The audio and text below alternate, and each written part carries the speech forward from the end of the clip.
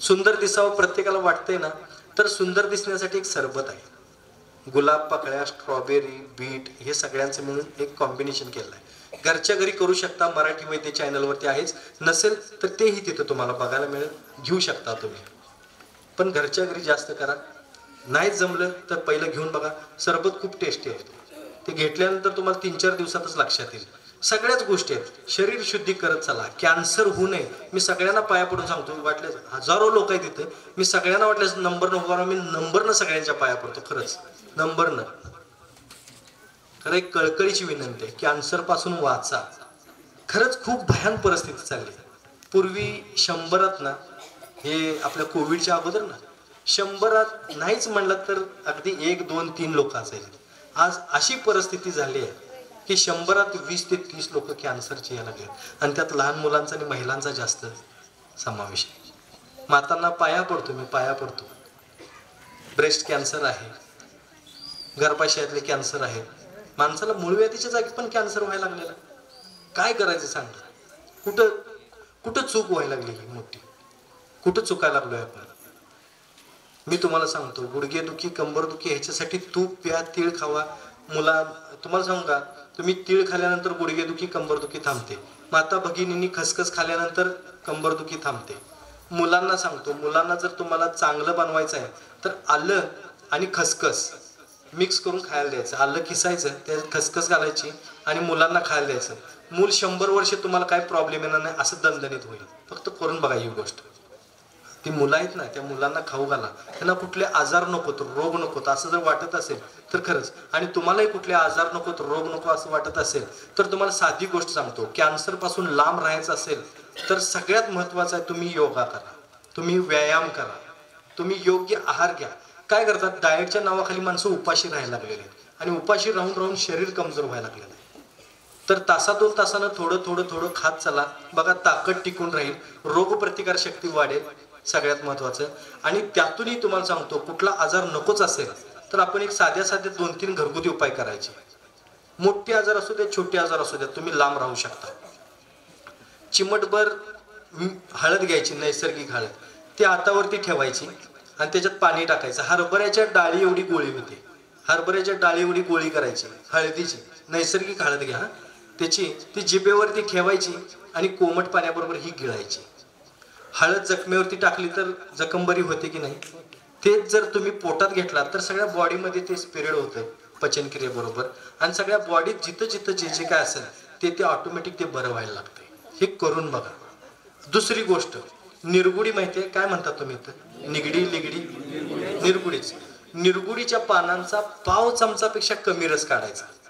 बघा, पूर्वी जनावरांना जर पायाला काही जखम झाली, किडे पडले त्यात, तर त्याच्यावर निरगुडीचा रस घातला तर ती किडे निघून जायचं. बघा, ते कुजलेलं असायचं ते पण बरं व्हायचं निरगुडीच्या पानांच्या रसातून.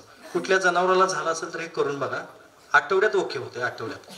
पण आपण काय करायचं, हेच पानांचा रस, निरगुडीच्या पानांचा रस पाव चमच्यापेक्षा कमी घ्यायचा, प्यायचा, त्याच्यावर कोमट पाणी प्यायचं. 15 दिवसातून एकदाच करायचं. हे रोज करत बसू नका. 15 दिवसातून एकदा.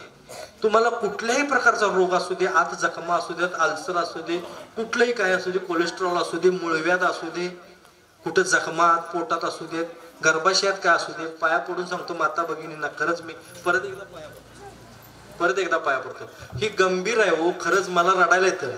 मी काय सांगू तुम्हाला जर बघायचं असेल ना कोणाला, तर एक दिवस खरंच माझ्या दवाखान्यात या आणि बघा काय परिस्थिती आहे. ती फार भयान परिस्थिती होऊन चालली, भयानक परिस्थिती चालली. हे कुठंतरी थांबायला पाहिजे बा, कुठंतरी थांबायला पाहिजे. म्हणून ही तळमळ आहे माझी. परमेश्वर जर मला म्हणला ना, एवढ्या सगळ्यांना रोगमुक्त करतो, तू मर, मी आत्ता इथं मरतो एका मिनिटात, अशी माझी तयारी आहे. पण हे रोगमुक्त व्हावं, जग रोगमुक्त व्हावं. किमान आम्ही भारतातले सगळ्यात भक्कम पुरुष भारतात आणि सगळ्यात सौंदर्यवती स्त्री भारतात मिळते. भारताचे संस्कार संस्कृती खूप चांगले आहेत. बांगड्या घालायच्या बायका जशा बंद झाल्या तसं शिजर वाढायला लागलं. बांगड्या होत्या त्यावेळेस कमी होतं बघा. म्हणून सांगतोय, पैंजण घालायचं जसं बायका बंद झाल्या तसे हार्मोन्स इनबॅलन्स होत असताना बायका विचित्र वागायला लागल्या, मुली विचित्र वागायला लागल्या. म्हणून हे जोडवी जेवढी जाड तेवढं पोटाची साईज कमी असते. आता जोडवी आहेत का जाड बायकांची? मग तुमची पोटं सुटणार. हो, हे पूर्वीच्या लोकांनी आपला खूप विचार करून केलेलं आहे सगळं. कानच काय इथंच का टोचतात माहिती आहे तुम्हाला?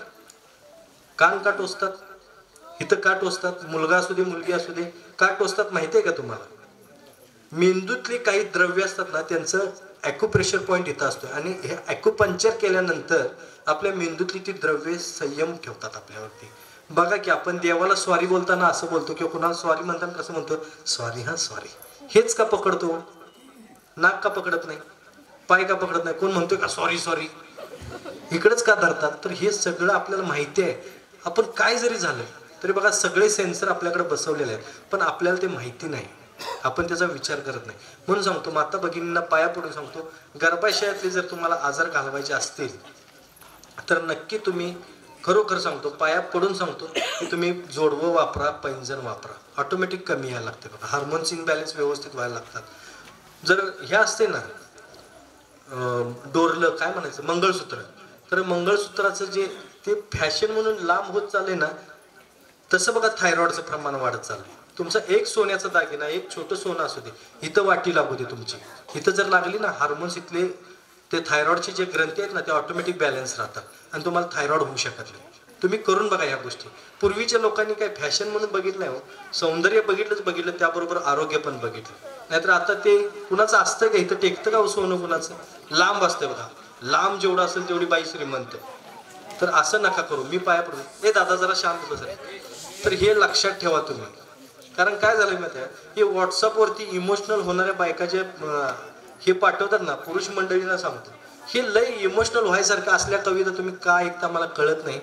ती एक मला परवा व्हॉट्सअपवरती कविता एक आली होती, म्हणे कपाळ माझं कुंकू तुझं, गळा माझा डोरलं तुझं, हात माझा बांगड्या तुझं, सगळंच तुझं, मग माझं अस्तित्व काय, माझा स्वाभिमान कुठं आहे? अहो, नवरा हाच तुमचा स्वाभिमान आहे. बाईनं समजून घ्यायला पाहिजे. जसं पुरुषांनी वाटतंय ना तुम्हाला समजून घ्यावं, तसं तुम्ही पुरुषाला पण थोडंसं समजून घ्यावं असं मला वाटतं. सगळंच तुझं.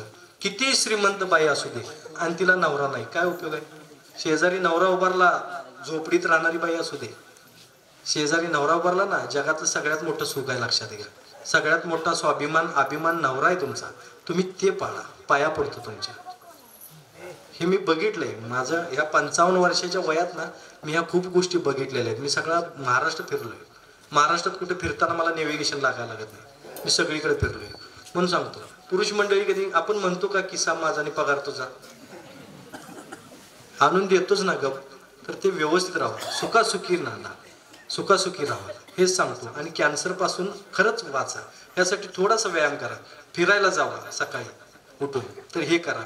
आणि शरीर शुद्धी करा. आता शरीर शुद्धी करायचं, मी किडनी फेल जसं जाऊ नये तसं सांगितलं, तसं शरीर शुद्धीचा एक मार्ग सांगतो शेवटचा. आणि तुम्हाला मी तुमची सगळ्यांची रजा घेणार आहे. फक्त रजा घेण्यापूर्वी प्रत्येकाला एक विनंती करतो की गर्दी असणार आहे, सगळेजणांना मला माहिती आहे की मला भेटायचं आहे. गर्दीत मी तुमच्याशी काय बोलू शकतोय सांगा? एक विचारणार, हे विचारणार, ते विचारणार, तवर कुणाचं उत्तर कुणाला जाणार काय मला कळच येतं. किंवा मी तुम्हाला सांगत असताना दुसरा ऐकणार, ते म्हणणार मलाच सांगितलंय वाटतं, तो इलाज करणार, म्हणणार ते इलाज केलं तर काय जरा नाही म्हणावं तसा गुण आला. तर असं काही करू नका. तुम्हाला मी फोन नंबर सांगतो, त्या फोन नंबरवरती फोन करा. तिथं डॉक्टर आहेत, एक्सपर्ट लोक आहेत. ते एक्सपर्ट लोक तुम्हाला घरगुती उपाय जे काय आहे ते सांगतील. तुम्हाला भेटायचं आहे मला, त्या नंबरवरती फोन करा. कोल्हापूरला भेटायला या, पुण्याला भेटायला या, कुठेही या, आपण तिथं सविस्तर बोलू शकतो व्यवस्थित. मी तुम्हाला वेळ देतो, नक्की वेळ देतो, पण बसून बोलू, व्यवस्थित बोलू. बसून म्हणजे तसं बसून नाही, नाहीतर शांत, म्हणजे तुमचं मला ऐकाय तरी आलं पाहिजे सगळं. मी तुम्हाला बोलता तरी सांगितलेलं समजायला तर पाहिजे. गर्दीत काय सांगा, मी सांगणार हा चला हे असं असं असं करा, तुम्ही म्हणा काय परत काय लक्षातच राहिलं नाही. तर असं काय करू नका. नंबर घ्या 0231 26 88 800. स्टँडी आणलं का? त्या चौकात स्टँडी लागल्या त्याच्यावरती नंबर आहे, तो नंबर घ्या. ते म्हणजे एक 81 88 कुठली गाडी, 81 88 81 88 नंबरची इनोवा आहे. तिथं स्टँडी लावल्या, त्याच्यावरती नंबर आहे 0231 26 888 00. इंग्लिशमध्ये आहे, मराठीत आहे, तिथं दिलेला आहे नंबर, त्या नंबरवरती फोन करा, मला भेटायला या, मी तुम्हाला सगळ्यांना भेटतो, व्यवस्थित वेळ देतो. सकाळी 9:30 ते 5:30 याच वेळेत फोन करा, नाहीतर आता गेल्याबरोबर फोन कराल ती माणसं जीवन झोपली असतील. हां, 9:30 ते 5:30 या वेळेत फोन करा, तुम्हाला फोनला उत्तर देतील. शक्यतो करून घरगुती उपाय विचारा, भेटायचं असेल त्याच्यावरती तुम्ही भेटायला या, आपण सविस्तर तुम्हाला चहा पाजतो, खायला देतो आणि आपण व्यवस्थित गप्पा मारतो, तिथं व्यवस्थित तुम्हाला समजून सांगतो. तर अशा पद्धतीनं करूया. चला तर सांगतो, सगळ्या आजारांचं मूळ आहे ते पोट आहे. आजारांचं मूळ आहे ते पोट आहे. पोटातून सगळे आजार तयार व्हायला लागतात. तर पोट सांभाळा. पोट सांभाळायचं असेल तर त्याला शरीर शुद्धी करावी लागते. शरीर शुद्धी करायची असेल 3 पर्याय आहेत. पहिला पर्याय आहे पंचकर्मा सेंटरमध्ये जाऊन सर्व्हिसिंग करणे, म्हणजे वमन बस्ती, म्हणजे उलटी करतात, मोशन लूज मोशन करतात, सगळं करून देतात. पोटाचे मसाज, पाठीचे मसाज, नंतर सगळं फुल बॉडी मसाज, नंतर डोळ्यात, नाकात, कानात सगळीकडे तेल घालून तुम्हाला स्वच्छ करून देतात. शेवटच्या दिवशी औषधी पाण्यानं आंघोळ घालून स्किन प्रॉब्लेम काय असतील तर काढून देतात. पण 14,000 पेक्षा जास्त घेतात. मग ते जमत असेल तर करा, नसेल तर साधा सोपा मार्ग घरच्या घरी सांगतो तेवढं करा. दही घ्यायचं, ताक करायचं, मात्र रवीनच घुसळा, हातानेच घुसळा बरं का, जरा व्यायाम होऊ दे झाला तर ते करा. वस्त्रगाळ करून ताक घ्यायचं, 1 ग्लास ताकामध्ये 2 ग्लास पाणी घालायचं. असं पातळ ताक दिवसातून 5 ते 7 लिटर 8 लिटर जेवढा स्टॅमिना असेल तेवढं प्यायचं. सकाळी उठल्यापासून जे चालू करायचं प्यायला ताक, नाहीतर प्यायला म्हणलं तर सकाळी उठल्यापासून प्यायला चालू करा. नाहीतर मला एक पुण्यावरनं फोन आला होता, मला म्हणले अहो ते डॉक्टर साहेब तुम्ही सांगितलं ते 3 दिवस सलग ताक प्यायचं, तर शनिवार रविवार सोमवारी केलं तर चालतंय का? मी म्हणलं चालतंय की, तुमच्या वेळेनुसार करा. ते मध्ये रविवार येतोय. मग म्हटलं मग काय करू, तर नाही त्यात काहीतरी घालून पिलं तर चालतंय का? म्हणलं काय मसाला वगैरे काय तसलं काय घालायचं नाही. म्हणलं नाही मसाला नाही, रविवार येतोय, बायको एकच दिवस मला परमिशन देते आणि मग त्यात ते जरा म्हणलं ताक प्यायचंय. माझ्या का लवकर लक्षात येईना. मी म्हणलं ताक प्यायचंय 3 दिवस, काही घालू नका, ताकच. म्हणतात मग ताकात घालून पितो की म्हणते ते, 1 दिवस याला सुट्ट ना. तर असं काय नको, काही नाही, पातळ ताक तुम्ही 5, 6, 7 लिटर 8 लिटर जेवढं तुमचा स्टॅमिना असेल तेवढं प्या. रात्री झोपेत जाग आली तरी ताकच प्यायचं 3 दिवस. पहिल्या दिवशी थोडंसं असं दुपारनंतर डोकं दुखायला लागेल, दुसऱ्या दिवशी उठलात की एकदम फ्रेश वाटायला लागेल, दुसऱ्या दिवशी जरासं परत अजून विकनेस येईल, पण मरणार नाही हे मात्र मी तुम्हाला सांगतो, तुम्ही करा खरे. आणि तिसऱ्या दिवशी एकदमच हलकं वाटायला लागेल, पोट कमी आलेलं असेल, वजन कमी आलेलं असेल, एकदम हलकं, एकदम फ्रेश वाटायला लागेल. डोळ्यातून, नाकातून, कानातून सगळीकडून घाण आलेली असेल ती काढून टाकणे, काम खलास झाली शरीर शुद्धी 3 दिवस. 4थ्या दिवसापासून तुम्ही अगदी हलकं वरण भात वगैरे असं खात तुम्ही 8-10 दिवसानंतर रेग्युलर अन्न तुमचं घेऊ शकता. परत वर्षभर काय पथ्य पाळायची गरज लागत नाही, पण 1-15 दिवस लागतात याला सगळं लाईनवरती यायला. आणि हे पण जमत नसेल तर सुजीवनी लिक्विड म्हणून मिळते, ज्याचा कुठल्याही प्रकारचा साईड इफेक्ट नाही, कुठल्याही प्रकारचं पथ्य पाणी नाही. सकाळी एकदाच घ्यायचं, 1 ग्लास कोमट पाणी घ्यायचं, त्याच्यात ते 1 टोपण घालायचं, सोबत एक पावडर मिळते फ्री, तर ती पावडर त्यात घालायची, मिक्स करायचं, प्यायचं. 15-20 मिनिटं काही खाऊ नका, 15-20 मिनिटानंतर मात्र काही ना काहीतरी खायचंच. हे खाल्ल्यानंतर तुम्हाला लक्षात येईल की दुसऱ्या किंवा तिसऱ्या दिवसापासून बटाट्याची सालं, टोमॅटोची सालं जी पोटात अडकलेली असतात, पोट मोठं झालं असते ना, तर दुसऱ्या-तिसऱ्या दिवसापासून पूर्ण ब्लॅकेज ब्राउनिश कलरचं मोशन निघून जाईल. नंतर 1 मिनिटाच्यात कोटासा लूज मोशन होणार नाही, पण विदाउट प्रेशर. बद्धकोष्ठता असेल, मोशन तटत असेल, ज्यांना कुणाला वेळ लागत असेल, त्रास होत असेल, कडक होत असेल, हे सगळे प्रॉब्लेम 3-4 दिवसात खलास. गोळी घातल्यागत खाटकन रिकामच, एका गेल्याबरोबर 1 मिनिटात ओके. अशा पद्धतीनं तुमचं सगळा कोटा साफ होईल. हे 10 दिवसात असतंय, 10 दिवसाचा आहे डोसा, 10 दिवस करायचं. वर्षभर परत मागं वळून बघायला लागेल, वर्षभर एकदम फ्रेश. उष्णतेचा त्रास, पित्ताचा त्रास, जळजळ, मळमळ, तुमच्या हातापायाची धग, शुगर, हे सगळं व्यवस्थित मेंटेन करून देते. मेन म्हणजे बॉडी फिटिंग मध्ये आणते. मी तर वर्षातून 2 वेळा करतो, दर 6 महिन्यांनी. काय हरकत आहे करायला, तर तेही तुम्ही करू शकता. बघायचं असेल तर तेही इनोवात आहे, तिथं ते बघू शकता, घेऊ शकता. तर सगळ्या गोष्टी आहेत, करा. पण शरीर शुद्धी करा, रोगापासून लांब राहा, हसत खेळत राहा, आनंदात राहा. आयुष्य सुंदर आहे, अजून सुंदर बनवा.